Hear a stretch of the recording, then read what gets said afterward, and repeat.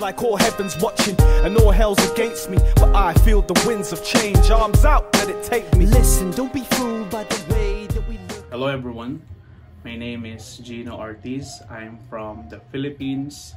I was formerly leading a church called Grace City, Caloocan, along with my wife named Lovie. But in order for us to move to another place, we just handed over the leadership to another couple within the church, and that is to reach out a tribe called Aitas. So we're moving from the city, going to the province, and Lord willing, we'll be able to do a church plant within their community. Today I will be talking about, and it's such a privilege for me to discuss about raising leaders, and we're gonna be sharing key factors that really help the ministry here in the Philippines to grow, why there's a rapid church plant going on every year, and that's what I will be sharing to each and every one of us.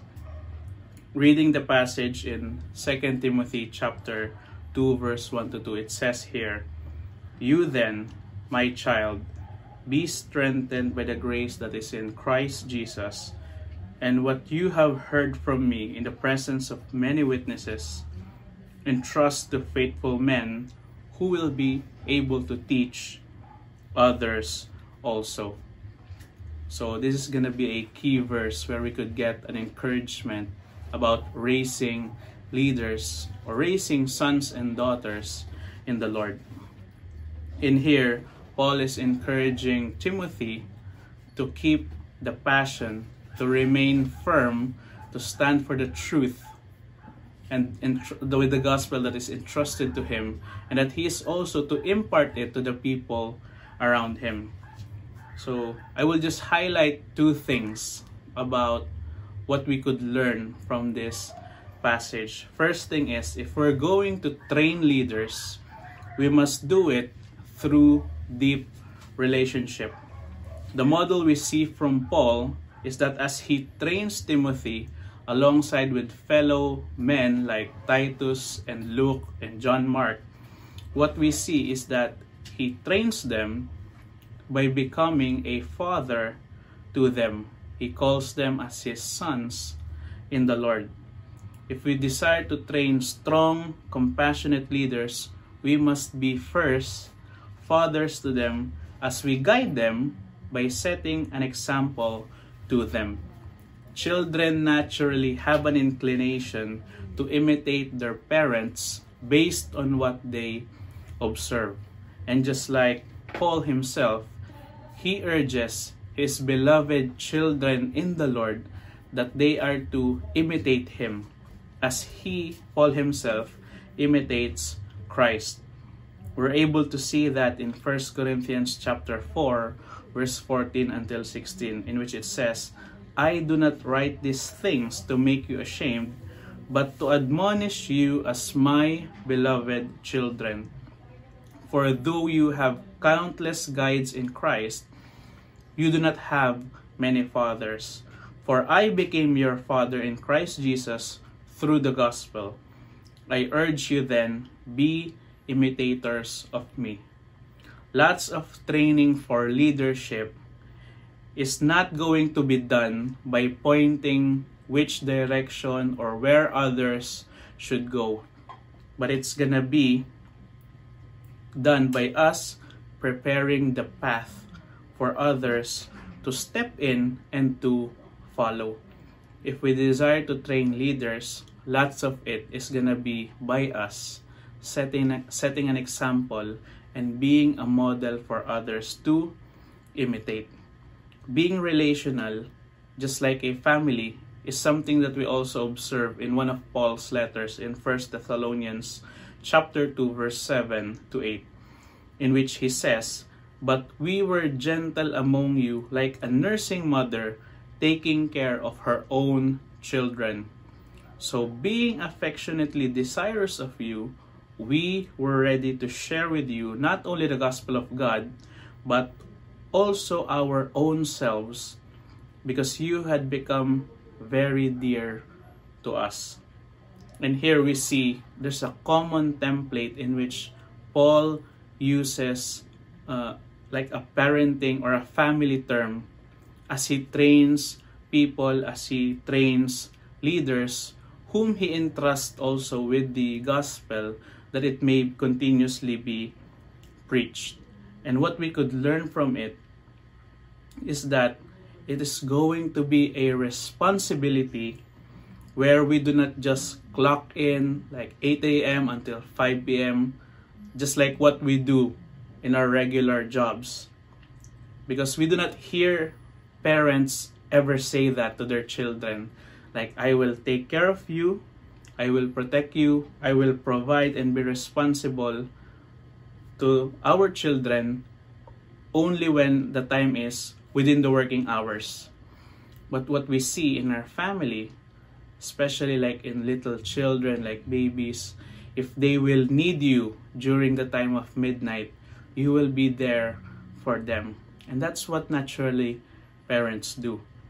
And in our leadership, in training the next generation, we need to have fathers and mothers in the church so that we will train up strong, compassionate next generation leaders. It will require our holistic effort. It will include resources. It will include our time. It's gonna be more demanding, but it's also gonna be more rewarding. From my experience here in the Philippines, I used to study as a college student from the province going here, and I was alone. My family was in the province and I was alone living in the city. I used to build my identity with the friends and the peers that I had, and their influence is what really was imparted to me until there was a couple in the church when I was invited who became parents towards me. They took care of me. Not only they did share the word of God, but their home was open for me to visit, and their home is a place where I could stay, I could eat, and that's where I grew and learned their very ways as well. So we need to have spiritual parents if we want to train leaders. And I really thank that couple, because without their guidance, without the work of God within their lives, I don't think I will be able to lead the church and then eventually handing it over to another couple to have the heart to do missions to the tribes. That's why we need models within our life. We need deep relationships, not just being an organization training leaders without any relationship at all. One thing that we'll be able to observe is that as we train leaders, there will be many moments where they will be able to frustrate us or disappoint us. And we're gonna need a lot of patience and grace as we see the areas of their lives where it needs pruning, where it needs discipline. But if we will be able to observe, we have a lot of patience and grace towards our family.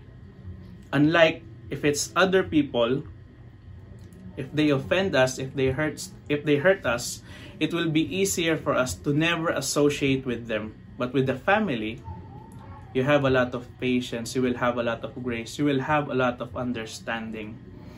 So to train leaders with deep relationship, it's going to be required of us to walk with them in their success and to be with them also during their burden or difficult seasons, being there for one another's success and being able to carry each other's burdens. So just an encouragement, if you're someone who is training others to lead, if you're someone who is raising up leaders, raising up sons and daughters in the Lord, be a spiritual parent and do it faithfully. But also, if you're someone who is currently being trained, my encouragement is this: be a faithful son and daughter or daughter in the Lord. It means be humble, be discipled, and allow your spiritual parents or leaders to shape you and train you. have a heart that is teachable and understand that the role of the spiritual parents or leaders that we have is to take care of our souls. It's gonna require you a lot of vulnerability, openness, and a lot of it is being teachable. It's gonna require for us, it's gonna require a lot of teachability. So first is we will train leaders through relationship. And the next thing that we're able to see is releasing leaders because of God's mission. The mission of God is so vast. What makes us think that this is something we could accomplish if we're gonna do it just by ourselves? We're gonna need to multiply by training and equipping leaders that they will have their own values. That we will have common values, principle, same passion, and that is to make the name of Jesus famous and to really take their stand in doing that. Here in the Philippines, one of our dreams, our vision as a family is that we desire to see churches being planted across the 2,000 inhabited islands of our beloved country. So in numbers, it may sound like we need 2,000 church leaders, we need 2,000 ministry teams, and it's gonna require 2,000 times of our current resources if we want to see that happen within our midst.